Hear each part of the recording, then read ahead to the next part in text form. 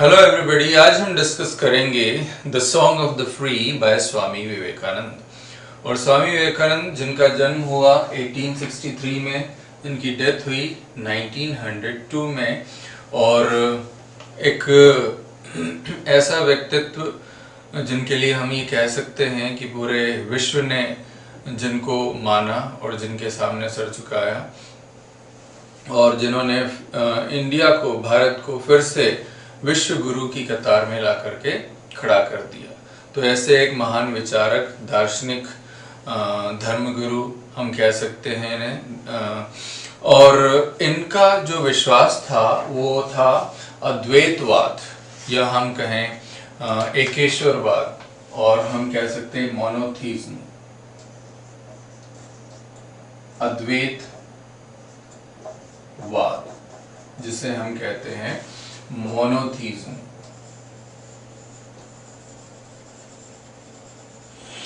मतलब ये कि परमात्मा एक है, ईश्वर एक है। तो ऐसा इनका मानना था। और यहाँ पर भी इस पोएम में वो उसी विचार का समर्थन कर रहे हैं और उसी विचार को पर जोर दे रहे हैं। तो उनका ये कहना है कि हमारे जो आत्मा है, सोल है, वो वास्तव में दिव्य है। वो परमात्मा का ही एक अंश है, उसमें दिव्यता का एक अंश है। तो इसलिए हमें कभी घबराना नहीं चाहिए, हमें कभी निराश नहीं होना चाहिए, क्योंकि जीवन में हमारे कई मुश्किलें आ सकती हैं, विपत्तियां आ सकती हैं, परेशानियां आ सकती हैं, लेकिन हमें उन विपत्तियों और परेशानियों से घबराने के स्थान पर हमें अपने आप में विश्वास रखना चाहिए। हमें अपने अंदर की दिव्यता पर विश्वास रखना चाहिए, क्योंकि वास्तव में हमारे अंदर की जो आत्मा है वो परमात्मा का अंश है। और वास्तव में वो जो मुश्किल परिस्थितियां हैं, वो मुश्किल परिस्थितियां ही उस दिव्यता को बाहर लाने का काम करती है। हमारे अंदर की जो दिव्यता है, जो परमात्मा का अंश है, वो तभी निकल करके आता है जब जीवन में मुश्किल परिस्थितियां आती हैं। तो उसके लिए उन्होंने अलग अलग एग्जाम्पल्स हमारे सामने इस पोएम के थ्रू रखे हैं कि सांप और शेर और इन सब के एग्जाम्पल्स, बादल कैसे जब पानी बरसता है। तो पोएट ये कहना चाह रहे हैं इन सारे एग्जाम्पल्स के माध्यम से, जो कि अभी मैं पोएम में आपको बताऊंगा। तो जैसे मुश्किल परिस्थिति आने पर ये सब अपने जो वास्तविक स्वभाव है उसको बाहर लाते हैं, यानी अपना जो बेस्ट है, सर्वश्रेष्ठ है, वो बाहर लाते हैं। उसी तरह से एक इंसान भी तभी अपना जो अपनी जो दिव्यता है, उस दिव्यता को तभी प्रदर्शित करता है, या हमारे अंदर का जो परमात्मा का अंश है वो तभी बाहर निकल करके आता है जब हम मुश्किल परिस्थितियों का सामना करते हैं। तो भले ही हमारे जीवन में मुश्किल परिस्थितियां आए, विपत्तियां आए, भले ही हमारा भाग्य हमारा साथ न दे, बल्कि भले ही सारी मुसीबतें एक साथ आ जाए, भले ही प्रकृति हमारे विरुद्ध हो जाए, लेकिन तब भी हमें अपने आप पर और हमारे अंदर की उस दिव्यता, हमारी आत्मा का जो में जो परमात्मा का अंश है, उस पर हमें विश्वास रखना चाहिए और हमें चलते चले जाना चाहिए। और वो मुश्किलें अपने आप हमारी दूर हो जाएगी, हमारी दिव्यता उन सारी मुश्किलों को दूर कर देगी। तो ये बात जो एकेश्वरवाद, अद्वैतवाद का जो फिलॉसफी है, उसको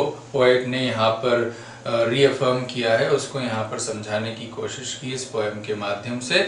और पोएम जो है वो एक शॉर्ट लिरिक है, म्यूजिकल है, ब्यूटीफुल राइम के साथ में पोएट ने यहाँ पर ऐसे लिखा है। तो देखते हैं किस तरह से स्वामी विवेकानंद जो है अपनी इन बातों को यहाँ कन्वे कर रहे हैं।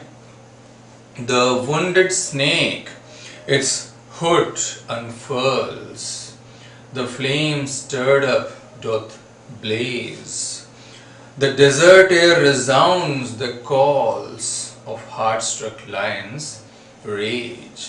तो पोएट का ये कहना है कि एक सांप तभी अपना फन फैलाता है जब वो चोटिल किया जाता है। जब उसे, यानी कि आप सांप को जब मारने जाओगे या उसे चोटिल करने जाओगे, तभी उसे पकड़ने जाओगे, तभी वो अपना फन फैलाता है। अदरवाइज सांप को अपना फन फैलाने की जरूरत नहीं है। यानी उसका जो नेचर है वो कैसे अपनी रक्षा करने के लिए अपने फन को फैला लेता है, तो वो जो सांप का वो जो स्वभाव है वो तभी निकल करके आता है जब उसके सामने कोई मुसीबत या विपत्ति या परेशानी आती है। इसी तरह से ज्वाला भी विकराल रूप तभी लेती है जब हवा उसे स्टर करती है, यानी कि जब हवा बहती है, हवा उसे ब्लॉक करती है,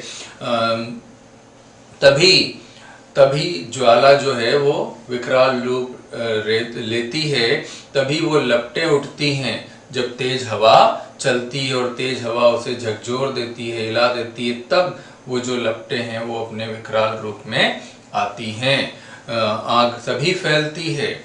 और इसी तरह से जो डेजर्ट एयर है, यानी कि सूना जो एटमॉस्फेयर है जंगल का, उसमें भी तभी शेर की दहाड़ गूंजती है जब उसे क्रोधित किया जाता है। रिजाउंड का मतलब होता है गूंजना, प्रतिध्वनित होना। तो कहने का मतलब उस सूने वातावरण में शेर की दहाड़ तभी गुंजायमान होती है, तभी गूंजती है, तभी हमें सुनाई देती है जब शेर क्रोधित होता है। यानी कि कोई शिकारी अगर उस पर तीर चलाता है या गोली चलाता है, उस पर आक्रमण करने की कोशिश करता है, तभी शेर की दहाड़ हमें सुनाई देती है। ऐसी कोई विपरीत परिस्थिति जब आती है तभी शेर की दहाड़ हमें सुनाई देती है। तो ये विपरीत परिस्थितियों का जिक्र ये बताने के लिए किया गया है कि किस तरह से जो बेस्ट है वो बाहर निकल करके आता है, जो वास्तविक अंदर का जो नेचर है, जो ट्रू नेचर है, वो कब निकल करके आता है। तो ये बताने की कोशिश हो रही है। The cloud puts forth its deluge strength। तो बादल भी अपना जो स्ट्रेंथ है, अपनी जो ताकत है, डिल्यूज स्ट्रेंथ। तो डिल्यूज स्ट्रेंथ का मतलब जो अपनी ग्रेट स्ट्रेंथ है, यानी कि जो बादल अगर फट जाए तो बाढ़ आ सकती है, पूरा जो है क्षेत्र पानी में डूब सकता है, बह सकता है। तो वो जो ताकत है बादल अपनी तभी दिखाते हैं when lightning cleaves its breast। तो मेटाफोरिकल वे में लिखा हुआ है। राइम की अगर मैं बात करूं तो इसमें A B rhyme first stanza में यूज हो रही है और उसी पैटर्न को आगे फॉलो किया जा रहा है। और ये जो यहाँ पर है when lightning cleaves its breast, तो ये मेटाफोरिकल एग्जाम्पल है। यहाँ पर मेटाफोर का यूज किया है। बादल में जो है एक ह्यूमन बीइंग की क्वालिटी की तरह, कैरेक्टरिस्टिक की तरह दिया है कि ब्रेस्ट को जब बिजली बादलों का सीना चीर देती है, इस तरह से बात बताने की कोशिश की है। तो जब बिजली बादलों का सीना चीर देती है तब बादल जो है अपनी वास्तविक क्षमता या सामर्थ्य हमें दिखाते हैं और किस तरह से वो फटकर बादल जो है पूरे इलाके को बाढ़ग्रस्त कर देते हैं, अपनी चपेट में ले लेते हैं। तो वो जो ताकत है वो तभी निकल करके आती है। When the soul is stirred to its inmost depth, great ones unfold their best। और बिल्कुल उसी तरह से जब हमारी आत्मा अंदर तक हिल जाती है, जब ये जो आत्मा है अंदर तक हिल जाती है, जिसे कोई झंझोड़ देता है, जब अंदर तक झकझोर देता है, तब जो महान लोग हैं, जो महापुरुष है, उनका सर्वश्रेष्ठ निकल करके आता है। कहने का मतलब जब हमारे सामने ऐसी कोई ट्राइंग और टेस्टिंग सिचुएशन, जो परीक्षा की घड़ी जब हमारी आती है, तो उस परीक्षा की घड़ी में ही हमारा सर्वश्रेष्ठ निकल करके बाहर आता है। जिस तरह से पोएट ने यहाँ पर अलग अलग एग्जाम्पल कि सांप कब फन फैलाता है, शेर की दहाड़ हमें कब सुनाई देती है, बादल कब जो है अपनी ताकत दिखाते हैं, तो वो भी ये सब तभी होता है जब उनके सामने परीक्षा की घड़ी आती है। बिल्कुल उसी तरह से इंसान भी, यानी कि जो ग्रेट सोल्स हैं, जो ग्रेट वंस हैं, जो महापुरुष हैं, वो अपने अंदर की दिव्यता को तभी प्रदर्शित करते हैं जब उनकी आत्मा अंदर तक कोई बात उनकी आत्मा को अंदर तक झकझोर कर रख देती है, कोई बात उन्हें झंझोड़ कर रख देती है, बिल्कुल हिला देती है, तब उनका सर्वश्रेष्ठ बाहर निकल करके आता है। तो अब पोएट का कहना है, let eyes grow dim and heart grow faint and friendship fail and love betray, कि हो सकता है कि शरीर हमारा साथ छोड़ दे, eyes grow dim and heart grow faint, की दृष्टि यानी कि हमें दिखना कम हो जाए, दिखाई न दे, हार्ट जो है धड़कने कम मंद हो जाएं, और फ्रेंडशिप की दोस्त हमारा साथ छोड़ दें। मुश्किल परिस्थिति में ऐसा होता है कि लोग हमारा साथ छोड़ देते हैं, तो भले ही कोई दिक्कत नहीं है, तो आईज और हार्ट के थ्रू समझाने की कोशिश की है कि हम फिजिकली भले ही वीक हो जाएं, शरीर हमारा साथ छोड़ दे, हमारा अपना शरीर, भले ही हमारे जो दोस्त हैं वो दोस्त हमारा साथ छोड़ दें, let fate its 100 horror send, और भाग्य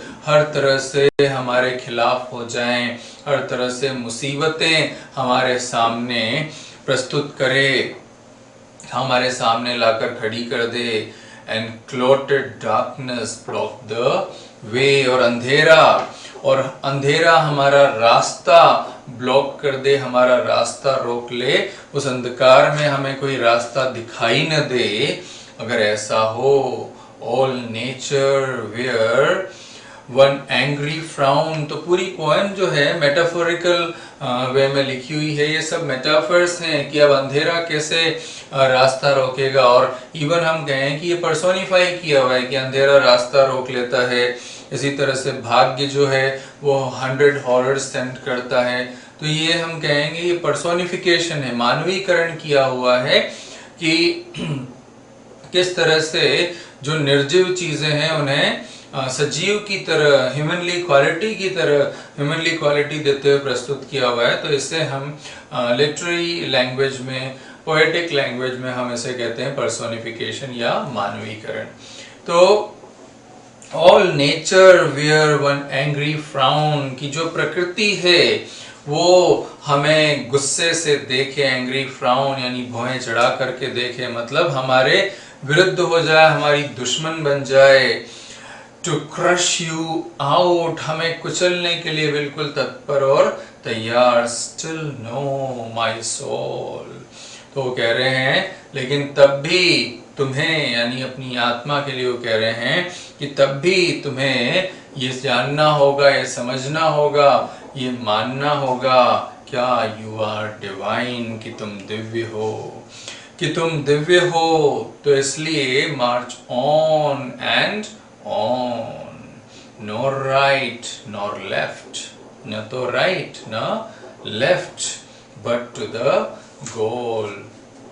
तो ऐसे समय में भी जब हर चीज हमारे विपरीत हो जाए, हर चीज हमारे सामने हमारा रास्ता रोकने के लिए आगे आकर के खड़ी हो जाए, तब भी हमें मानना है कि ये जो सोल है, हमारे अंदर की आत्मा जो है वो दिव्य है, और इसलिए हमें चलते चले जाना है, हमें अपने मार्ग पर बढ़ते चले जाना है, न तो दाएं और न बाएं, हमें कहीं डिविएट होने की, पथ विमुख होने की, डिस्ट्रैक्ट होने की जरूरत नहीं है।